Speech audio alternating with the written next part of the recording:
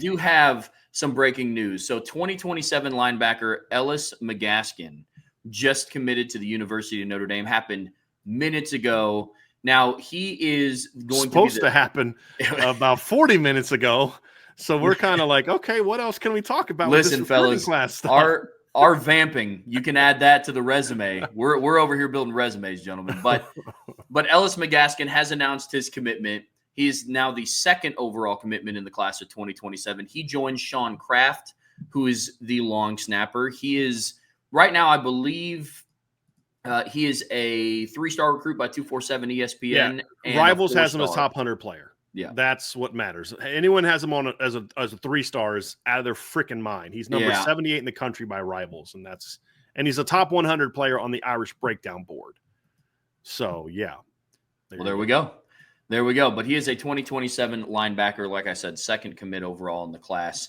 Another big pickup. I mean, it goes back to what we talked about in the first conversation. They're recruiting at such a high level now that they're starting to be able to look down the road and start, pointing their attention to high caliber recruits.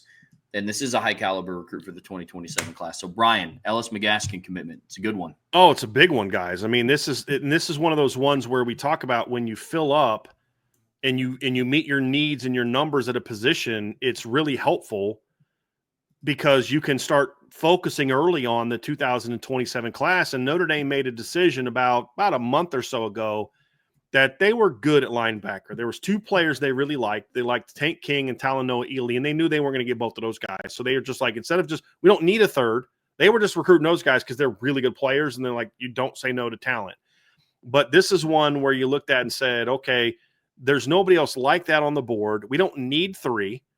And we'll get into more of the reasons why in the class impact section, but they didn't need a third linebacker, so they started focusing their attention on 2027 kids, and that allowed them to get a bunch of kids on campus in that first, in March, April, April, May, and then in June, or April and June, because the May period was a quiet period. But this is a kid that they turned on pretty quickly. There's 2 linebackers in the class that they have really zeroed in on in 2027.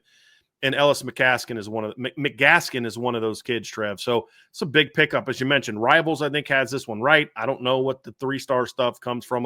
On 3, I think that's nutty. Kid as a sophomore in high school, guys. I'm gonna give you this number. This is nuts. As a sophomore on high school, he already has 272 career tackles, 34 career tackles for loss. Like, that is big time production. It's even more than, let me just give you his numbers. 272 career tackles, 34 career tackles for loss, 5 sacks, 5 forced fumbles, and 7 pass breakups. And he just finished his sophomore year of high school. Like, think about that. He just finished his sophomore year of high school in Alabama. So this is a big one. And then also, Shaun, you and I have been talking a lot in this show about the importance of going down and getting, players in people's backyards. And this is a kid that they went out down to Alabama and got, and the number 2 school that for Ellis McGaskin, LSU. So Notre Dame was able to beat an SEC. I'm not saying I'm just saying that's an SEC school that you don't lose Southern kids to Notre Dame. You don't lose kids that they want. Georgia had started to ramp up their recruitment of him recently. They had him on campus recently. He had A&M offers. He had Florida State offers. A great offer list. And Notre Dame got that one done. And we'll talk about the backstory here. The backstory is real quick, guys. They got on him early, recruited him hard, and he came on campus on June 6th and was done. He was ready to commit. And they just said, hey, take a minute, go home, make sure this is what you want to do. Because they don't want him to commit now, and then he wants to take a bunch of visits later. Not just, this is what you want to do. And it hasn't faded. It hasn't gone away. And he visited, I think it was June 6th, I believe, the weekend of Irish Invasion. He was on the 6th. Visited that weekend, and it was a done deal. And they wanted to give some time to let it cool off, let the emotion of the visit cool off. But the more you talk to people about him, Shaun, and I know you have as well, this is his Notre Dame kid. Like, big-time football player, but when the things I've heard about him as a young man, you're like, oh, yeah, okay. Because my first thought is, hold on, a kid from out – because I got word Brian Smith called me, I think it was Friday, and let us, because we were talking, we might have to do a show that night. We were told Friday that he was going to commit. So we, we always do. We kept it quiet. I've had this story written since Friday. And just like, okay, so I'm like, but I knew of Ellis McGaskin, but I haven't really dove into 2027 yet. And I'm like, a kid from Alabama committing to Notre Dame, like really? Do a little bit of homework on him, talk to some people about him, and you're like, oh yeah, that's one of those kids. I don't care where he was from. He was going to be a Notre Dame kid. And Notre Dame got it done and identified him great. And the thing I love about it is, as we dive into his profile, this is not your typical Notre Dame recruit. This is not your typical, like, oh, yeah, this guy's a great fit. This guy has all the measurables in the world that you want. No, he doesn't. But at some point in time, we've said this before, Notre Dame has a type that they like. But there are some kids that don't fit the type, that they're just like, this kid's too good not to take. And that's exactly what Ellis McGaskin is, because he's 6 foot, 200 pounds. That's it. But when you put top on the film, I'm like, all right, I get it. I mean, he reminds me of a more – y'all are going to love this. He reminds me of a more athletic version of Tavon Coney. That's what he reminds me of, for people who like comps. More athletic Tavon Coney. That's about all I need to say on that. Because Tavon Coney is a sophomore in high school, is about 6'1", 200 pounds. That's it. And this kid – y'all are going to love watching this kid's film. This is going to be a fun one. This is going to be an absolute fun one. This is but there's no magic story to this one, guys. Notre Dame's a big time program. If you think of, and this is what I'm trying to tell people, this is a sophomore in high school. His only experience with Notre Dame is Marcus Freeman. That's it. Brian Kelly, he was in the 6th or 7th grade when Brian Kelly left. His knowledge of big time football at Notre Dame is Marcus Freeman. In the 2 years he's been in high school, Notre Dame has gone 24-5 and played for the national title and has the hottest coach in the country. So when he visited in June, that first weekend of June, he already loved Notre Dame coming in. And by the time he was done talking to Max Bulla and Gardner Allman and Marcus Freeman, it's a done deal. Done deal. I was told he wanted to commit that weekend, but they were like, take some time. I don't know if he wanted to commit that weekend, but it might have been just like right after that weekend. But they were like, take your time, make sure this is what you want to do, take some other visits. And at the end of the day, this is what he wanted to do. And it just never wore off. And now he's the first commit in the class, Shaun. And I just love the fact that you went into the South to get your first position player. Actually, your first two, because Sean Kraft, the long snapper, from North Carolina. So you've kicked your class off with a couple Southern kids. I can't think of a better way for Notre Dame to get things kicked off. And just to add some tidbits, I talked to him right after he got his initial offer. And he said, yeah, they told me that they like my playing style and my fit, which goes to what you just said. And I want to say kudos to Coach Bullock, because he has shown pretty much a trend. He identifies a guy that he wants and he gets him. Like, he identifies a guy that he wants and he gets them. And I love the way he knows exactly, if I get this guy, then I think this guy would play really good right next to him. I think they'll mesh well. And then I think they both can switch and play each other's positions. He has always done a masterful job since arriving of developing, but also being able to cross-train at the linebacker position as a coach.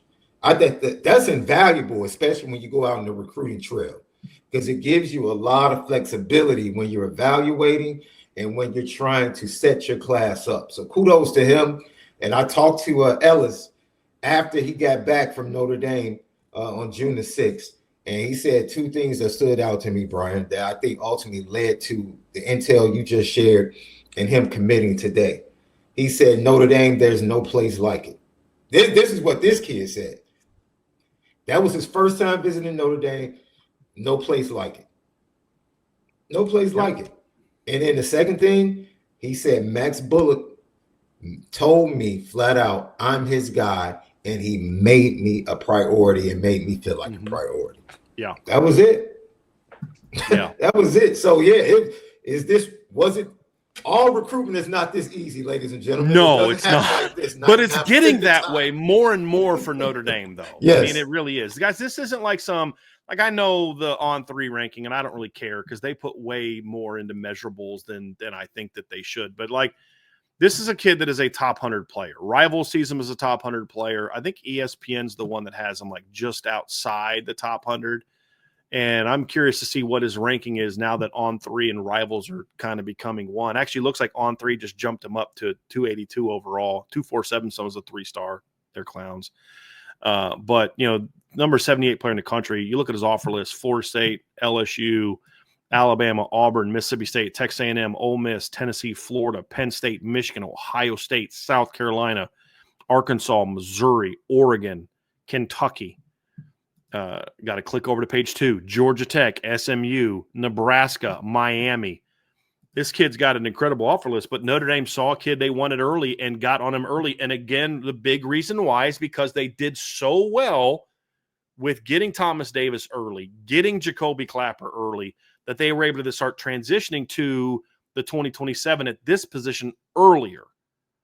And this is why you're able to get it done. So this isn't some high upside 3-star kid that nobody knows about that you were able to sneak and get on early. Like, that's how it happened with Keon Keeley. Remember when Notre Dame got Keon Keeley, nobody knew who Keon Keeley was. He was a 3-star kid, didn't have a big offer list. Then he blew up. This kid's already blown up from a recruiting standpoint. And Georgia just they haven't offered him yet, but Georgia's had him on campus talking about, maybe offering him. And it was just like, I don't need to wait for that. I know where I want to be. And, class impact wise, guys, I mean, you look at it, you just signed 2 linebackers in this last year's class. You had 3 in 2025, and 2 of the 3 are likely to redshirt. You had 3 in the 2024 class, 2 of them redshirted. You have a very young, deep linebacker room and a defense that is more and more and more going to being a 2 linebacker defense. That's just the reality of it. Then when they go 3 linebackers, it's now more a third guy's the pass rusher, not the rover. They're just not doing as much of that. And so you look at in the 2026 class overall is not a great linebacker class. And that's why Notre Dame was fine just taking 2. It's not a great linebacker class. 27 so far looks to be a much better linebacker class.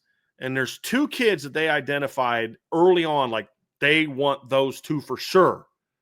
Ellis McGaskin is one of them. We'll talk about the other one when we get to the what's next part.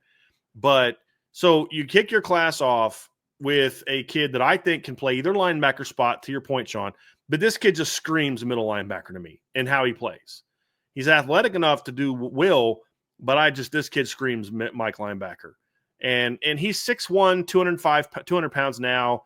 Some people list him as, 215 and those type of things, but I think he's 200, 205 right now. He's got a thick frame, though. He's going to be 220 by the time he's done with high school, most likely. He'll be similar size to Jaden Ausberry, but this kid hits like an absolute truck. And he just fits like a middle linebacker to me. And when I get to the kid that they're also recruiting that they'd love to pair with him, you're going to see why I think Mike is ultimately where I see this kid performing. So, man, I absolutely love this pickup. But class impact-wise, this is also, guys, a great way to – Shaun, this is a great way to start your 2027 linebacker class or defensive class, period, because you went down south and got a kid from Bama. And, like, this is, to me, top-level kid, this is a great way to start your 2027 class. And I think it bodes well for that 27 class because the way I felt after the offers went out, I'm like, man, Notre Dame is really targeting some top elite guys, right? I can't, because I'm looking at guys like Quentin Burrell shooting up rankings, having a great offseason. Julius Jones putting on a great show at the OT7. And I'm like, okay, I'm excited to have Notre Dame solidify the wide receiver room so Mike Brown can now go focus on that 27 class. Max Bullock, he was able to get a guy like this and make him feel like a priority because he really didn't have anybody coming up during official visit season. I'm done with my 26th class. Like, we're interested in some other guys that are still left on the board. If they choose us, fine. If not, man, I'm focused on these 27 offers. And so it's a great start to the 27 class, right? The way they handled the quarterback situation, I think put them further ahead for specific reasons. You might disagree with the way they did it, but the information that they found out, I think based upon previous things that have taken place in that quarterback room, and the two kids that they offer, it's like, okay, let's go close and get one of those guys. And both of those kids more than likely are going to be making a decision early unless something different happens and it goes into the fall. So, yeah, I think this 27 class, I think eventually you might end up seeing that head guy, the quarterback possibly in the class before the season starts. And then, McGaskin might be as a linebacker like Thomas Davis Jr. was defensively for the 26 class. He might be that head guy, defensive recruiting moving forward. So Notre Dame might have their two guys in place for the 27 class to be the spearheads for both sides of the ball before they kick off to start the season. And like I said, that would be a tremendous start to the 27 recruiting class. Guys, Trev, I know you're just like, guys, shut up. Let's get the film. I'm so ready for film, bro. This kid's film is nuts. It really is. It was funny because, we were debating when we finished them. We were texting, me, Vince, and Trevor texting back and forth on Friday during the mailbag about we may have to do a show tonight because we knew he was committing, but we didn't know when. And so we're waiting on Friday, Saturday, and then we were finally told, I think it was Saturday, I was told it's going to be Monday.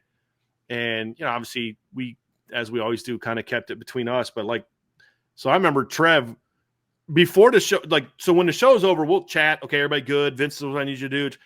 And I look at Trev, and Trev's just going like this the whole time. And I'm like, I don't think Trev's listening to me right now. And I'm like, and he looks at me and goes, bruh, this guy is a beast. Man. This kid's a really good player, fellas. But it's that time, Trev. It's film breakdown time of Ellis Maskin. Love it. And it's gonna be a lot of fun. So here's this film, fellas.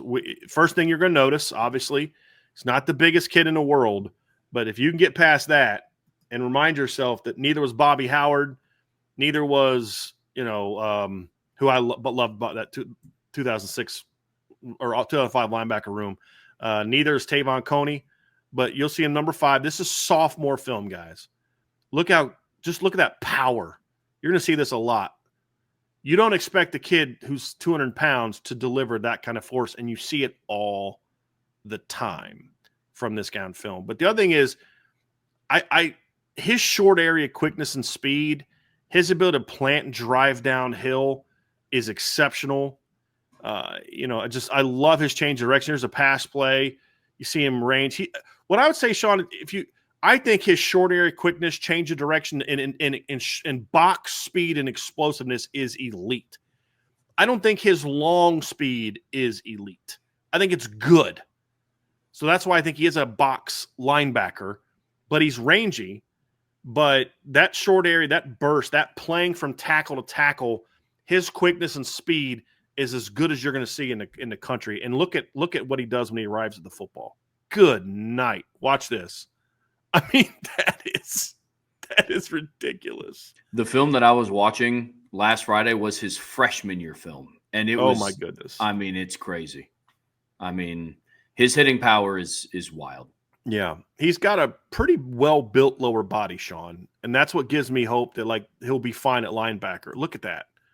He comes off a block, right? Locks the guy out. Look how well this kid's a very fundamentally sound player too. He's coached very well in high school, but look at the base.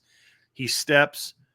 This offensive lineman who has no business trying to tackle him. This maybe it's a tight end. Steps to him and he just uses his hands, never lets him get in his body. The block destruction, and look at the power with which he arrives at the football. He's not even stepping to that guy. He just quick coil, bam, pops the guy, just drives him back. That's what Tavon had, guys. That's what made Tavon so good. But Ellis is a much better athlete than what Tavon was, in my opinion. Yeah. The suddenness in this game is matched by the suddenness in his decision making at the linebacker position, because he sees it. He sees it, and then he goes. And his physical ability to be able to transition and then bring power with the speed at his size is absolutely amazing, Shaun, man. real quick, Absolutely amazing. This is what you're talking about right here. Look at the line. The slot back, they're trying to get the defense thinking we're running to our left. He doesn't fall for it at all. Because why? Because his key is probably either the back or the guards, and he reads it. So they're trying to show away, and he doesn't fall for it at all. Look how quickly he sniffs his play out. Mm-hmm. Like they're trying to bring a little trap backside. The fullback's going opposite. The slot back is going opposite. The quarterback opens up like he's going opposite. They're bringing a little trap play behind, and he doesn't fall for it for a second. And then just bam, blows the play up. That's what you're talking about, Shaun. Yeah, it's great that you're talented, and it's great that you have this and that and the other thing. But, man, when you can read like this also, it just makes you a force at linebacker. And it's ultimately Trevor, it's way more important than the athleticism, because I've seen a lot of great athletes at linebacker that are very mediocre football players because they don't have that. Well, and he's always moving as he's dissecting what the offense is doing. He's always chopping his feet. So when he's already engaged when he finally reads what's going on with the play. That's why his first step is so quick. Especially in somebody's sophomore year of film, you can watch a lot and you can tell the difference between somebody who can make up for it with athleticism or somebody who really dissects the game well. And that's what this kid has done at such a high level, is he's always moving. He's always ready to go, always chopping his feet. How many times, guys, have we seen a college linebacker at Notre Dame or anywhere else on a play like this, see the quarterback start to run and overcommit, and then he throws the ball behind him? Mm-hmm. But Ellis does not. He stays on his guy, stays in his zone, and then recommits once the quarterback fully declares, and then watch how quickly he closes on the football and then just pops the quarterback. That kid's like, I'm not going to do that again. I'm sliding next time. But just competition he's facing in this clip's not great, but look how quickly he reads it. Look how quickly he gets downhill. That translates no matter what your competition is. That speed, the speed of mind, and then also, Trev, that's why he maximizes the athleticism he does. And he's a very good – I'd say he's an outstanding athlete. I don't know that he's got great long speed. Yeah. That remains – but he's also young. He's going to get faster. But he's a very good athlete for the linebacker position. This is good balance here. It's more so just like he's so quick, though, but whatever speed he has, he's maximizing it. Absolutely maximizing. And as I said, my question is long speed. He's quicker, faster, more explosive, all of it than Tavon Coney was. But when you look at the instincts, man, that's whew. Bryan, by the way, he rushed for over 260 yards at running back too, by the way. Oh, by the way, as you were talking about, you sounded like you were talking about the guy that's going to eventually coach him at Notre Dame. Mm-hmm. But that's what Max Bullock was. He was a leader. He was the coach on the field. He saw things. He was very instinctive, not the fastest, but because he was able to play fast from a decision-making standpoint, you didn't see the 40 time on the field. Mm-hmm. He played faster than what the clock said. And so it's not apples to apples, because this kid is far more athletic. Right. But here, what Trevor pointed out, like, he plays, and what transitions is Max Bullock is getting a guy that he knows he can be my coach on the field. He's going to be an extension of me on the field because he plays the game in a similar style and fashion, which is what Ellis Maskin said his first conversation was with Max Bullock. I love your style of play. I love your style of play because it was similar to how I played. You're not just an athlete. You're not just quick because, you have the physical gifting. You play the way you play because you know the game. You're fundamentally sound. Mm-hmm. And for you to see that, for Trevor to point that out from a freshman film, it's like, come on, man. This is just a special player. Yeah. He's just a special player. And it goes beyond 40 time and all. No, this is just a special football player at the linebacker position. He can probably end up with what, over 500 tackles in high school? Well, I mean, if he just stays on the pace he's on now, he's going to be at like 544. He's at 272 right now. So he's on pace for over 500 tackles. So just, man, this kid, and that's what I'm saying, Shaun, is like, don't get it twisted. This kid can run. He doesn't have like Jalen Sneed open field speed. You know what I mean? He's more like he's more of what I saw from Jaden Alsbury. He's just more physical, or I shouldn't say more physical. He's more powerful than what Jaden was at the same age. Jaden's maybe a touch taller, but that's the play from earlier. Yeah, I like the overall skill set that this kid brings to the table. He's so smart. Trev, that's what you're referring. He's patient, but he doesn't flat foot. He's never just like standing there waiting to read. He's always moving. He's not overreacting. He's just a smart football player, man. This is a really good player. Trev, I want to bring up some sophomore film, some of the freshman film that you were talking about too, because that's Trev. What was your favorite part of his freshman film? Because I'm amazed anytime I see a freshman come in and play at that level. It's almost like, if that's his floor, what in the world can his ceiling be? If that's his floor. Oh, yeah. His comfortability playing as a freshman was outstanding. His hitting power as a freshman was outstanding. But a lot of the things that you saw in his sophomore film, the patience, no wasted movement, flying downhill, it was all that. You'll see it when Bryan pulls up the freshman film, but there's no lack of it. There wasn't a eyes too big type of moment, freshman on varsity type of thing. I mean, I'm just going to kind of let this one go, guys, because this is just really fun. This is just really fun film. Yeah, his freshman year film. Watch how quickly he gets through this hole. Dude, that decision. Yeah. That's a freshman seeing it like that. Yes. And then this play. Yeah. I mean, and then the next play is him at Wildcat taking it 35 yards to the crib. Yeah. His according to Max Preps, his freshman year he had 130 tackles as 142 tackles, 13 tackles for loss. He claims 18. As a sophomore, he had 130 tackles and 21 tackles for loss as a sophomore. So again, guys, this is a really impressive kid. Very smart. Fundamentals got better as a sophomore. Yep. A lot more sound tackler as a sophomore, but the instincts never changed. Yeah. Like this play right here is an example, guys. This is a play where, yeah, he makes a great read, but he's also patient. He doesn't overcommit and allow that cutback. That running back sees that. A lot of guys go flying downhill and then you miss, and then a guy cuts back on you, but he doesn't. He plays a perfect inside-out angle and blows the guy up. Where the only way that hope that guy had was to try to bounce it outside, and he had the perfect angle for that as well. But like, great linebackers understand that inside out angle, because if you over pursue, guys are going to cut back on you. But if you but you keep the proper like inside out angle, you're always going to be in line to make a play on the ball. It's easier said than done though. And this kid does that exceptionally well. Look at that scrape. Like, again, patient, doesn't overcommit, feet always moving. Look at that hip. This is teaching tape right here, guys. Yep. Boom, boom, and then just rocks the kid.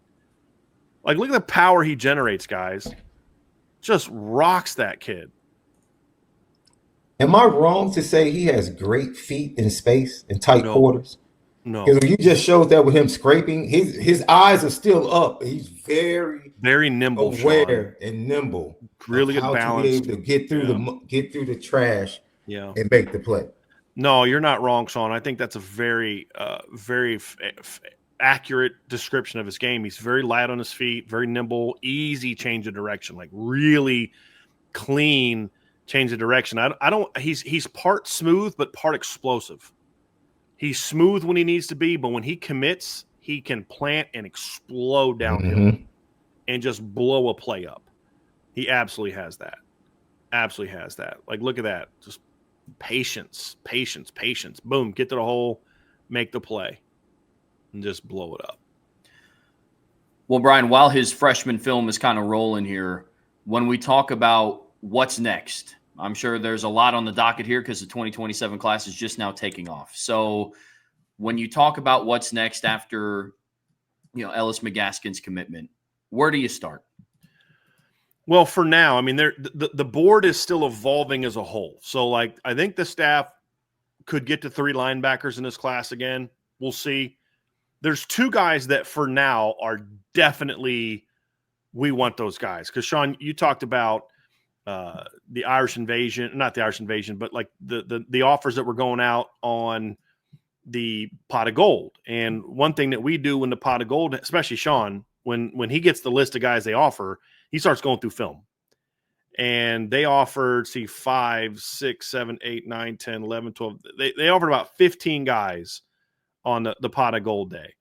And so there's a lot of other guys they like and evaluate. I think only one of those guys right now has committed. They had a couple of the guys from the class, like Jake Godfrey, who they offered on pot of gold day. He was on campus for Irish invasion. Deion Jackson's a guy that they like a lot. Who, there's a lot of guys on the board, but the 2 guys that were at the top of the board were Ellis Maskin and Cooper Witten, who's a Texas kid. And we talked earlier about the importance of Texas, and it was very clear. And then the staff got on the road. They went and saw Ellis when they were on the road this spring. They went and saw Cooper when they went on the road this spring. They had Cooper in town for the Irish invasion. I don't think he worked out. At least I never saw him work out. I just know he was there. No. That I think day. he did the whole, he just hit Notre Dame and then hit Ohio State. He was doing his Midwest. But right now, Cooper Witten's the other guy that Notre Dame really wants in the class. And again, it's early yet, but they like him a lot, and I think that feeling is mutual.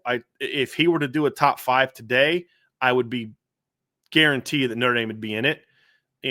Can they close on him? Can they close on him soon? Will he be a guy that takes a while? That I don't know the answer to, but I know that Notre Dame has put themselves in a great early position with Cooper Witten. So when you talk about the linebacker room, there's a lot of shifting and adjusting it's going to have to do. Who do they like next? Who's that next group? Are they going to take 2? Are they going to take 3? Those are a lot of questions that remain to be seen when you talk about recruiting that position in the 2027 class. But we know for a fact there are 2 guys, and I've talked to multiple people about this, and this has been true for a little while. There were 2 guys on the board that were above all the others, and it's him and Cooper Witten. Now, if you look at Cooper Witten's film, he plays a lot of safety in high school. He's 6'2", 205, 210. He's going to grow into a Drew Tranquil lookalike. I mean, if you like, and that's why I'm not going to lie to you guys. When I started looking at these kids on film, I'm like, oh my God, it's like I'm watching a mini Tavon Coney or a young Tavon Coney who's more athletic and a young Drew Tranquil on film. And we remember how good that linebacker room was in 2018 when they played side by side. But I mean, it's hard. And I mean, I don't like saying, well, this is the next. No, it's not that he's the next Drew Tranquil. He's the first Cooper Witten. It's the first Ellis McGaskin. But when you think about their games, now compares the guys that have done it at Notre Dame, it's hard not to see the comparison with those 2 kids and those guys. But, obviously kicking off Ellis McGaskin allows you to stay.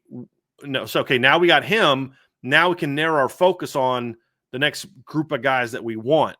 And Cooper Witten is the top of the board for them. So long way to go, I would think, on that one.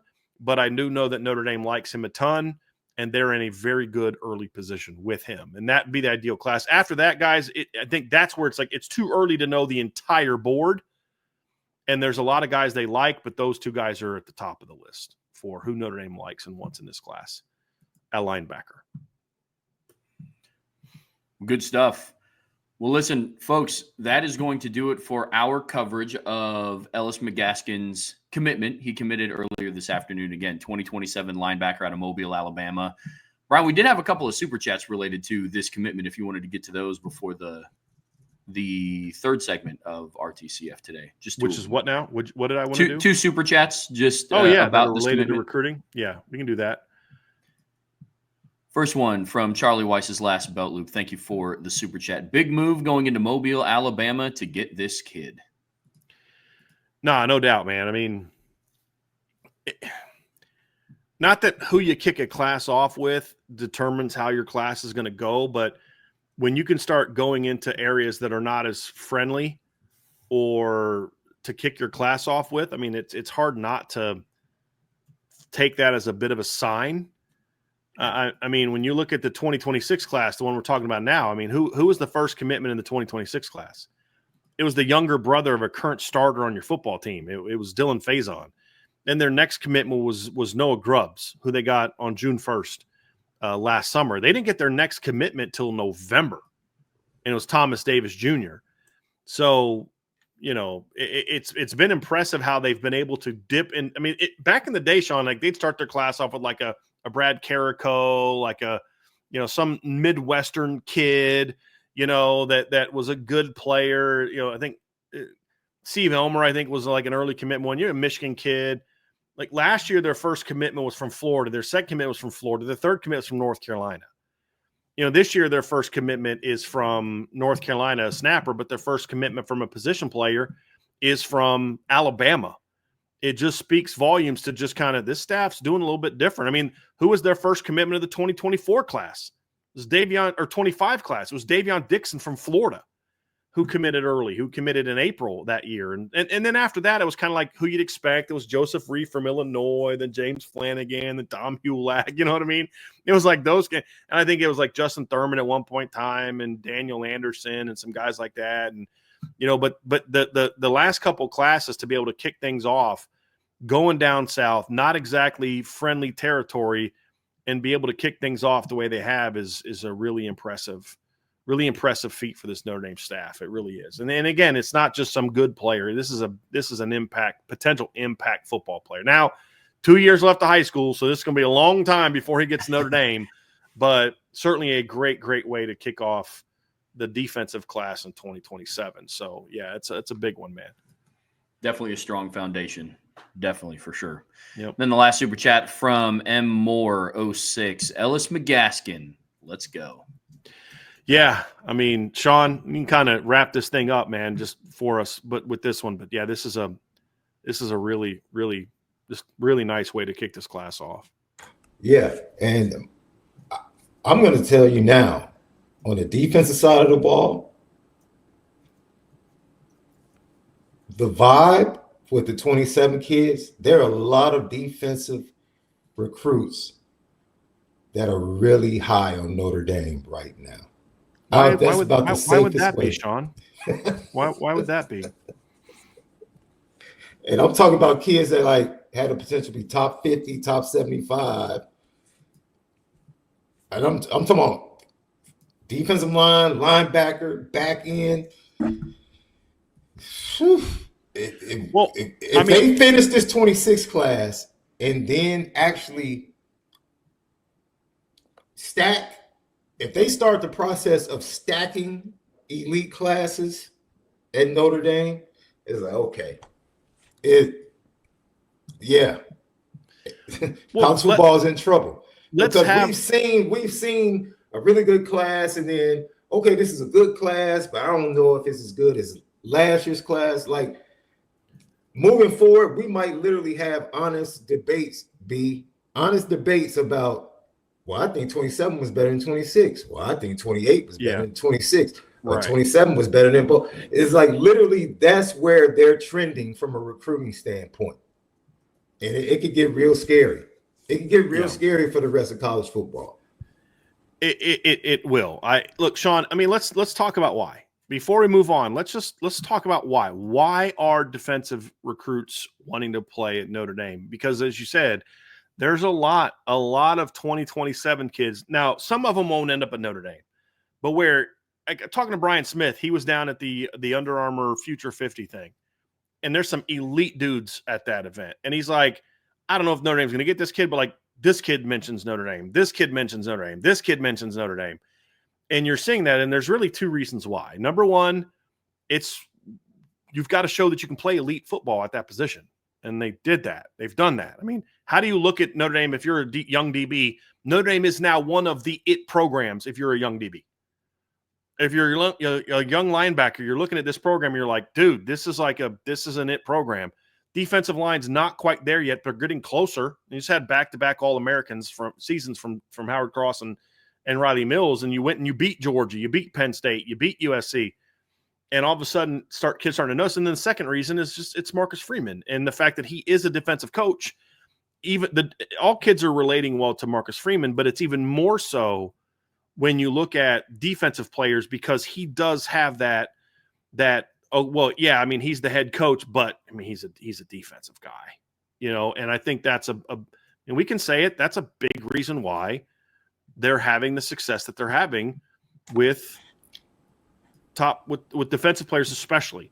And that's what I say, if the offense does well this season, like we think it can, this is going to start looking real fun, because at the end of the day, Shaun, that's what it takes to compete for championships, is to have those type of players, that type of unit.